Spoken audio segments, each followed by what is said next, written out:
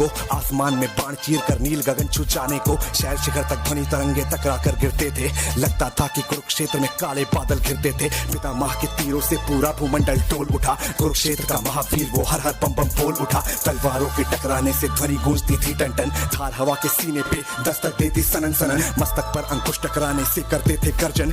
घायल घोड़ों की चीखें भी गूंज रही थी हिनन हिनन। भाले चलते ऐसे जैसे बिजली चलती कड़क कड़क। काट रहे थे वीर समर में सर से धड़ को भड़क भड़क। घरन घरन घनघोर घटा गिरती जाती थी छन छन में। बाण कपाण गदा से रक्त बहे फिर कण में। उद्दंड चंडी चंडी माँ के चरणों में नरमुंड चढ़े। बजा रहे फिर घरन घरन यमराज नगाड़े खड़े खड़े। इस भीषण रण से ज्वाला की बढ़ती जाती थी भड़कन। भीष्म पितामह साक्षात है आज बड़ी दिल की धड़कन। महासमर में दादा ने काटे थे अनगित मस्तक धड़। जिसे देखकर धरती रोई बादल बोले गड़ गड़ गड़ गड़। चीख उठी फिर धरती चीख चीख में क्रंदन था। लगता था उस रोज धरा पर मृत्यु का अभिनंदन था। महासमर में महारथी गण चप चप कट कर गिरते थे।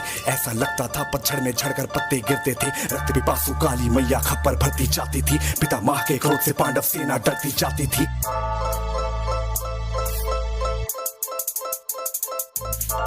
उनके आगे जो भी आया वध उसका तत्काल हुआ। उसी वीर के रक्त धार से तल भूमि का लाल हुआ। इतना रक्त पिया धरती ने और नहीं पी पाती थी। बहे लहू की धारा जैसे नदियां बहती जाती थी। बर्बादी को देख पार्थ ने जब गांडीव उठाया तो उसके द्वारा अपना पहला बाण चलाया तो भीष्म पितामह के बाणों से टकरा कर वो टूट गया। अर्जुन का गांडीव भी उसकी मुट्ठी से छूट गया। भीष्म पितामह को मैं ऐसे मनमानी ना करने दूंगा। चाहे जो भी हो अर्जुन को ऐसे मैं ना मरने दूंगा। यह कहकर माधव ने रथ के पहिए को उठा लिया। उसे सुदर्शन चक्र बनाकर पितामह की ओर किया। माधव की यह मुद्रा मानो महाकाल से मिलती थी। उनकी इस मुद्रा से जैसे पूरी पृथ्वी हिलती थी। माधव को देखा ऐसे और दादा मन में फूल गए। हाथ जोड़कर पूछा माधव अपनी प्रतिज्ञा भूल गए क्या?